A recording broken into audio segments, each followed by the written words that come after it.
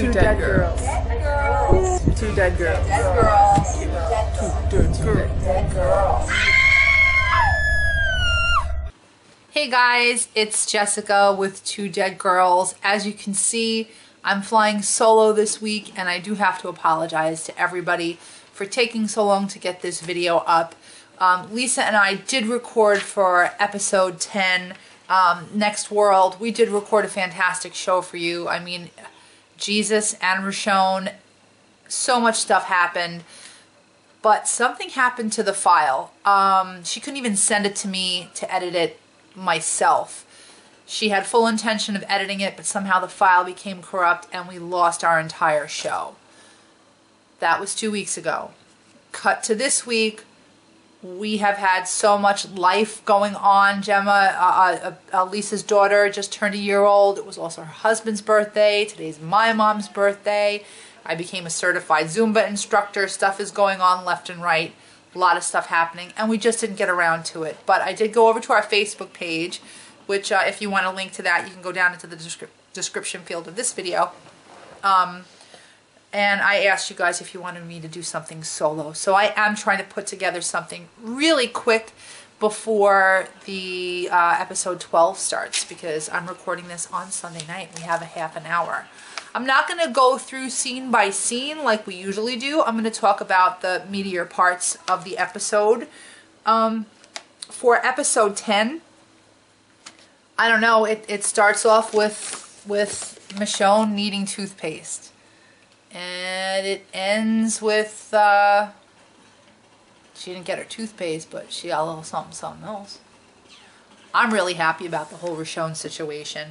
We also saw Spencer put down Deanna, which I thought was beautiful, and I thought it was fantastic that he did that. In my reaction video, when I was watching that scene, I really thought that he was just going out there to look for somebody to shoot, somebody to hurt. Who was it that did that? That just went out and just wanted to kill? It was Andrea, didn't she? She just wanted to go out and kill some walkers, just to like to relieve stress. At first, I thought that could possibly be what he was doing. And after Carl and Enid were in the woods, and I saw their reaction to who it was that Spencer was kind of following, I thought it was somebody that they knew. But I didn't really know until actually seeing her face that it was Deanna that he was waiting to put down. And I thought that was pretty cool that they allowed him to do that. I thought Maggie and Enid had some really good moments in this episode. I think in my reaction video I said be her Beth, which is a lot of pressure for her. I don't know if she can sing or if she can like play the guitar, or maybe the ukulele or something like that. We need someone to sing to us, but I definitely think that Enid could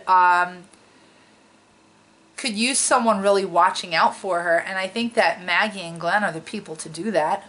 I'm sorry if I'm going to be bouncing all over the place for you guys, but in the beginning of the episode they were talking about the law of attractions. Before they were going out on this run, Denise asked Daryl, can you bring me back some pop for Tara? That's another thing that I was happy about. So Tara and Denise, they're getting even closer as well. Can you bring back some pop? And the law of averages. Rick's just like, listen, the law of averages has to be in our favor at this point. At some point, something's got to turn around for us. And Daryl's not buying it. You know, he's glass half empty. On their run, they find some pretty amazing stuff in that truck. Someone did happen to point out to me that there was a pasta machine on the truck. So take that, Mrs. Niedermeyer. Feel bad for her. She never got her pasta machine, but now Alexandria has a friggin' pasta machine. I didn't see it myself, but someone on my channel saw it. And at this point in my notes, I wrote stranger danger. So this is the moment where we see Jesus. He didn't come at them. He didn't try to fight them. He tried to distract them with fireworks, and it worked. So I definitely think that he is a guarded person, but a passive person. I don't think that he would want to hurt anybody. Do you think he'd want to hurt anybody? No. I don't think so. My husband's here shooting stuff right now. What are you playing? Battlefield 4. Battlefield 4. So basically Jesus says that he is running from the dead. You have about 11 minutes. He takes the keys, he takes the food, the truck, the soda machine is trailing behind him. Dumbass, can't believe this guy, can't believe this happened. So much for the law of averages. Carl and Enid spend some time in the woods. They have like a little locker out there with their comic books, and it's just a place for them to be alone and to go and be kids. Enid doesn't want to stay out there anymore. I think what Maggie said really got to her. You're needed here. You're important here. There's no reason for you to be out there. Everybody at this point, there are so few Alexandrians left at this point that I think everybody is really important, and I don't really know if we can afford to lose anybody. I really like even the extras that are there that we really don't know their names. They definitely stepped up a couple of episodes ago when they first came back, and they all came out of the house when they were bringing Carl back, and they just went out and went crazy and started killing all of those walkers. And I don't know, I think that they have a really strong group now at this point. So they catch up with Jesus eventually, and he has a flat. Rick ties him up. I don't know how this guy, Jesus is a ninja apparently, hashtag Jesus is a ninja. They tie him up, and he winds up on the top of the truck. How this happens, I don't know. He's on the top of the truck, and at this point, Daryl's chasing him, and the truck goes into the water with all of the food and everything. Daryl wants to tie Jesus to a tree, leave him there. Let's just get home with whatever we have. We have, you know, a couple of cans of Orange Crush. Let's just go home and cut our losses. But Rick said that he wants to take Jesus with them. Good idea. At this point, we know now that it wasn't such a bad idea. Apparently, come Knots Untie, I don't have such a bad feeling about Jesus, but I really did in this episode. In the woods, Michonne saw Carl leading a walker, who we later find out is Deanna, back. She got pissed off at him. She was so mad at him. And he said, I would do it for you. If it was somebody that was important to you, if it was somebody that meant something to you, I would do it for you. I would bring you to them, or I would bring them to you, for you to be the one to do it. A lot of people in the apocalypse just give me the gun, I'll take care of myself. Some other people want to make sure that someone else will take care of it for them. I can understand why Carl would do it, and I think that Spencer really appreciated it. And at that moment, that's one of the moments that I feel just make Roshone make sense. There have been so many situations where Michonne has acted maternally towards Carl. Not that there ever wasn't an attraction between Rick and Michonne, because I think we've all kind of sensed it at a certain point in the show. But what I've seen more, what was more evident to me, was the fact that she was very mothering to him. Even when he was being a little punk and she went with him on that run so he could go to the bar and get the picture of him and Rick and Lori. He was being a wise ass and not paying any attention to her. She still went with him. She still stuck by him. She does things to try to make him laugh. She's a little more understanding and a little more patient with him. So I kind of think that makes more sense to me in their family unit than Rick and her would be to have her as like a mom role for Carl, I guess you could say, in a way. And another thing that I like about Rick and Michonne is that she has told people that they were crazy, or this is not a good idea, or this is something that's not going to work out. When Rick has his ideas, I really do feel that if anybody would be able to stop him from doing something that was not a smart idea, it would be Michonne. Michonne knows what he's capable of. Michonne knows crazy Rick. And if Michonne's okay with what Rick is doing, everybody should be okay with what Rick is doing. I think that Michonne is a really good judge of his intentions and his abilities. Does that make any sense? Does that make any sense? Oh, she knows him best. She really does. She really does know him best. And I really think, like, even before she was accepted by the group, she was watching out for Carl. In my opinion, even before she was fully accepted by everybody, you know, Rick brought her along because he didn't want to leave her alone in fear of something would happen, but, you know, she was there and she did right by them. So I think thumbs up to Roshone. I think that it's a fantastic match.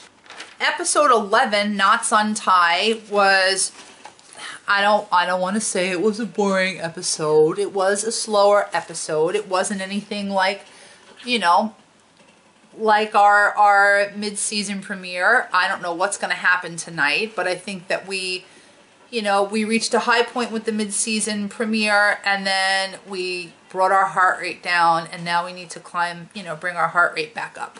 So I have a feeling that tonight's going to be really exciting. But we have Abe and Sasha. What's happening with Abe and Sasha? Is Rosita going to be completely heartbroken? Does Sasha feel the same way about Abe? I don't really know if Sasha feels the same way about Abe, but I know how Abe feels about Sasha. Rosita makes him a necklace. She's just head over heels for Abe. Personally, I don't get it, but it is what it is. Jesus gets out, and he's basically telling them about the hilltop. You have to come. They're already trading with other groups. Your world's going to get much bigger now. You're not the only survivors. We know a lot of survivors, and we are working with other survivors. There are other groups. Let us take you. Let me take you and show you the hilltop. Which, when you get there, it's pretty sweet. I mean, it's not Alexandria, but, you know, there's some, like, pioneer stuff going on. You know what I mean? Like, people washing on washboards, and apparently there are a lot of people there. I mean, do you think there are as many people as there are in Alexandria? No. No, you don't think so? No, but they have a sizable group. Not I don't think as much as not from what I saw. I could be wrong. I'm usually wrong with things. Yeah. Yeah. One of the things that we find out in this episode was that Glenn and Maggie planned the pregnancy. This was not just a whoopsie. They planned this. They planned to have a baby. They felt that safe in Alexandria that they planned to have a kid, that this could actually work. And I was really surprised to actually hear that. And very lucky for them, they meet a man named Harlan. And Harlan is a doctor, and he's not just a doctor, but he's an obstetrician. So woohoo, please keep Harlan alive, because we know what happens when people have babies on this show, and Maggie is involved. They die. And I don't think Maggie can deliver her own baby. She didn't do very good with Lori's baby. So let's keep Harlan alive, at least until the child is born. Please. So I walked away with, from this episode, I walked away with just a few things. That they planned the pregnancy. The hilltop is pretty awesome. Maybe they should join forces. All the good lines go to Abe, like Good Gracious Ignatius and Ugg and Bumpleys. I don't really think it's fair. I think that somebody else needs to get some comedic lines. And we are this much closer to Negan. We're this much closer to Negan. So we now know that with the hilltop, Negan doesn't just trade with them.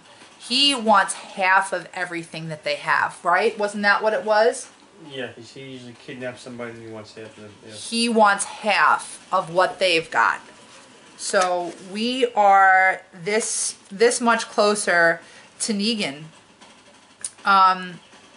Negan beat someone named Rory to death right in front of them. The Saviors get half of everything. And they've never seen exactly how many men that they have. So Daryl's like, so you don't even know what you're up against, but you're just going to give them half your crap. That doesn't make any sense. We can take them. So that's where they're bringing us tonight. That's where they're, what they've led up to. That's where we're at. I'm hoping that we see Negan. I don't know. Maybe I'm hoping that we don't see Negan because I've been hearing an awful lot about Lucille and I'm scared to meet her and him.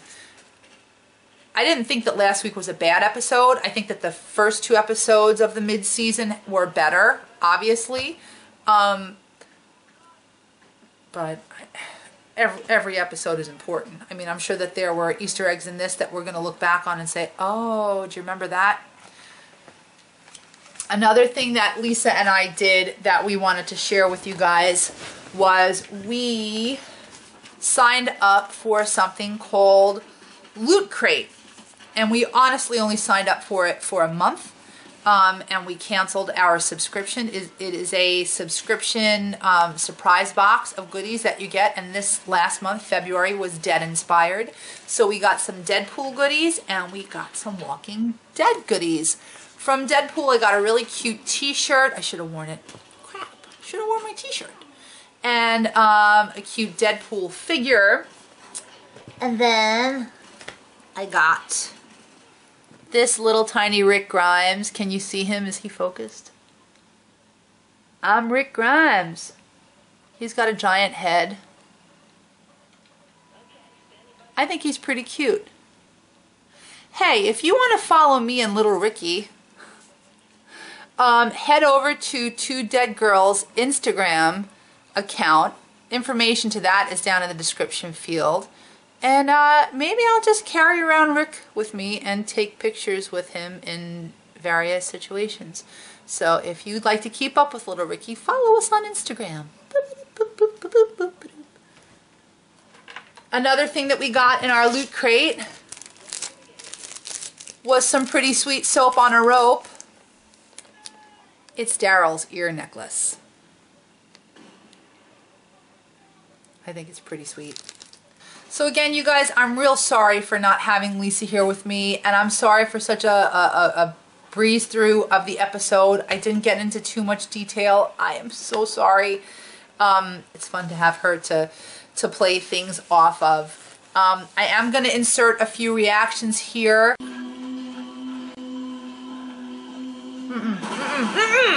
Firecrackers. Shit. You swapped your keys, didn't you? No! Fucker! Oh, you shit! God damn it! Oh, crap! No, no, no, no! Is that their truck? With all the food? Yep. No! No! No! Fuck! This asshole. Oh.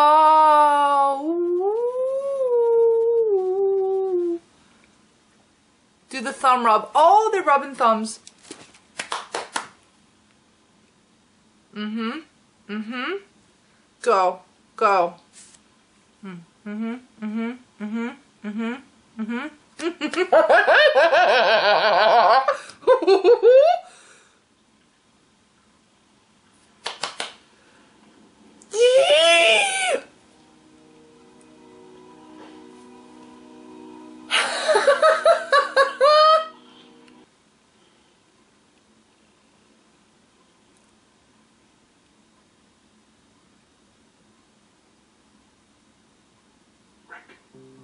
What?